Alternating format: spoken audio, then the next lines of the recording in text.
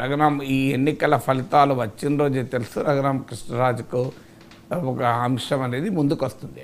ఎందుకంటే రఘురామకృష్ణరాజుకు మధ్యలో టికెట్ కూడా రాకుండా ప్రయత్నాలు జరిగాయన్న ఆరోపణలు కూడా వచ్చాయి. ఆయన నరసాపురం నుంచి ఎంపీ కావాల్సిన వాడు, ఆయన సిట్టింగ్ ఎంపీ కూడా. ఆ సీటు బీజేపీకి ఇచ్చారు. బీజేపీ రఘురామకృష్ణరాజుకు ఇవ్వటానికి నిరాకరించింది. అక్కడ శ్రీనివాస్ వర్మ క్యాండిడేట్ అయ్యాడు, మంత్రి కూడా అయ్యాడు. సో జగన్మోహన్ రెడ్డి ప్రభావంతోనే బీజేపీ తనకి సీట్ ఇవ్వడం లేదు, బీజేపీ ఆ సీట్ తీసుకుందని కూడా రఘురామకృష్ణరాజు ఆరోపించారు. ఒక దశలో రఘురామకృష్ణరాజుకి ఏ టికెట్ ఉండదనుకున్నప్పుడు జగన్ వ్యతిరేక వర్గాల్లో తీవ్రమైన అసంతృప్తి మొదలైంది. ఎందుకంటే రఘురామకృష్ణరాజు జగన్ వ్యతిరేక రాజకీయ సింబల్గా ఉన్నాడు కనుక. అందువల్ల రఘురామకృష్ణరాజుకు అల్టిమేట్గా టీడీపీ ఉండి సీట్ ఇచ్చింది. అక్కడ శివరామరాజు రామరాజులు పోటీలో ఉన్నా కూడా రఘురామరాజుకు సీట్ వచ్చింది. సో ఈ బ్యాక్గ్రౌండ్ ఎందుకు చెప్తున్నానంటే, ఈ బ్యాక్గ్రౌండ్ చూసినప్పుడు ఇక జగన్మోహన్ రెడ్డి పైన పెట్టే ఇతర అనేక కేసుల్లో ముందుగా కేసుగా రఘురామకృష్ణరాజు కేసు ఉంటుంది, అది ఊహించిందే. సో దాంతో మొదలైంది బ్యాటింగ్ మొదలైంది. ఇక అది జగన్మోహన్ రెడ్డి కూడా ఊహించిందే. ఎందుకంటే జగన్మోహన్ రెడ్డి రిజల్ట్స్ తర్వాత వచ్చిన మొదటి రియాక్షనే కష్టాలు మనకు కొత్త కాదు, కష్టాలు వస్తాయని నిర్వేదాన్ని ప్రకటించారు. So is expecting these things. ఇప్పుడు రెండు రకాల కేసులు, ఒకటి కేంద్ర కేసులు, సిబిఐ కేసులు, ఈడీ కేసులు. వాటిని స్పీడప్ చేసి అందులో జగన్మోహన్ రెడ్డికి శిక్ష పడేలా చేయాలనేది తెలుగుదేశం కోరికగా ఉంటుంది.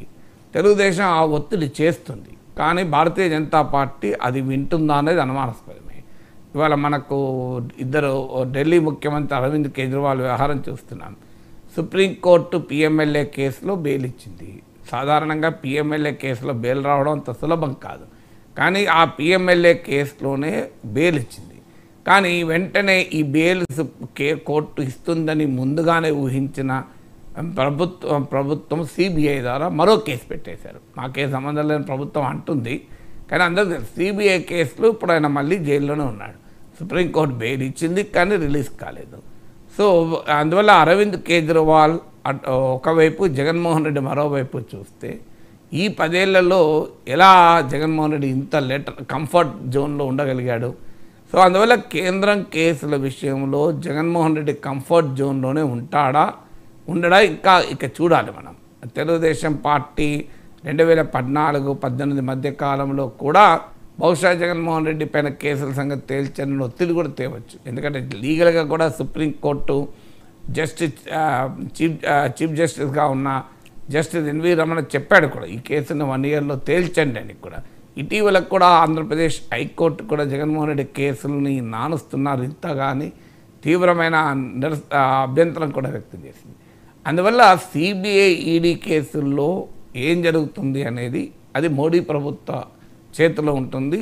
దాన్ని గమనించిన జగన్మోహన్ రెడ్డి తన ప్రధాన ప్రత్యర్థి తెలుగుదేశం విజయానికి కారణమైన బీజేపీకి కూడా కేంద్రంలో మద్దతు ప్రకటించాడు. ఆయనకున్న 4 ఎంపీలు తన 11 మంది రాజ్యసభ సభ్యులతో కలిసి మద్దతు ప్రకటించారు. అందువల్ల ఇక మిగిలింది ఏంటి తెలుగుదేశం పార్టీకి? జగన్మోహన్ రెడ్డి కేంద్ర కేసులు, కేంద్ర సంస్థలు చంద్రబాబు నాయుడు చెప్పితే మోడీ వింటాడా?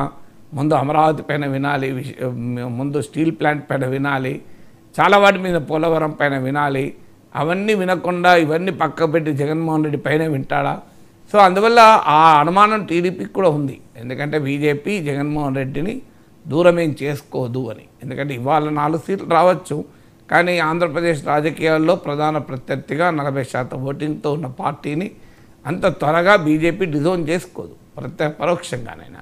సో అందువల్ల ఆటోమేటిక్గా రాష్ట్ర ప్రభుత్వ సంస్థలు, రాష్ట్ర ప్రభుత్వ పరిధిలో ఉండేటువంటి ఏజెన్సీస్ జగన్మోహన్ రెడ్డి వెనకాల పడడం ఖాయం, అందులో అనుమానం లేదు. అది రఘురామకృష్ణరాజు కేసు